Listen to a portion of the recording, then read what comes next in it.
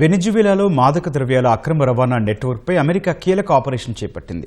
ఇందులో భాగంగా ట్రెండీ ఆరాగ్వా ముఠా నాయకుడు హెక్టర్ రస్తెన్ఫోర్డ్ను హతమార్చింది. ఈ విషయాన్ని అమెరికా అధ్యక్షుడు డొనాల్డ్ ట్రంప్ తన సొంత సామాజిక మాధ్యమం ట్రూత్ వేదికగా వెల్లడించారు. ట్రెండీ ఆరాగ్వా ఉగ్రవాదులకు వెనిజువేలాలోనే కాదు, ఈ భూమి మీద ఎక్కడా సురక్షిత స్థావరం ఉండదని ట్రంప్ తెలిపారు. హంతకులు, డ్రగ్ లార్డ్స్ ఎక్కడున్నా వేటాడుతామని తేల్చి చెప్పారు. ఈ వారం ఆరంభంలో అమెరికా ఈ ఆపరేషన్ను చేపట్టింది. అత్యంత పక్కా సమాచారంతో ట్రెండీ ఆరాగ్వా ముఠాకు చెందిన ఓ కాంపౌండ్పై బాంబుల వర్షం కురిపించింది. ఈ ఘటనలో హెక్టర్ రస్తెన్ఫోర్డ్ అక్కడికక్కడే మృతి చెందినట్లు అమెరికా రక్షణ మంత్రి పీట్ హెగ్సెత్ వెల్లడించారు. ట్రెండీ ఆరాగ్వా ముఠాను అమెరికా గతంలోనే ఉగ్ర సంస్థగా ప్రకటించింది. అమెరికాలో డ్రగ్స్ అక్రమ రవాణాతో పాటు హింసాత్మక ఘటనల వెనుక ఈ ముఠా హస్తముందని అగ్రరాజ్యం ఆరోపిస్తోంది.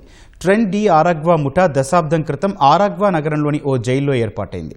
వెనిజువేలా మాజీ అధ్యక్షుడు నికోలస్ మదురో నియంత్రణలో ఈ గ్యాంగ్ పనిచేస్తోందనే ఆరోపణలున్నాయి.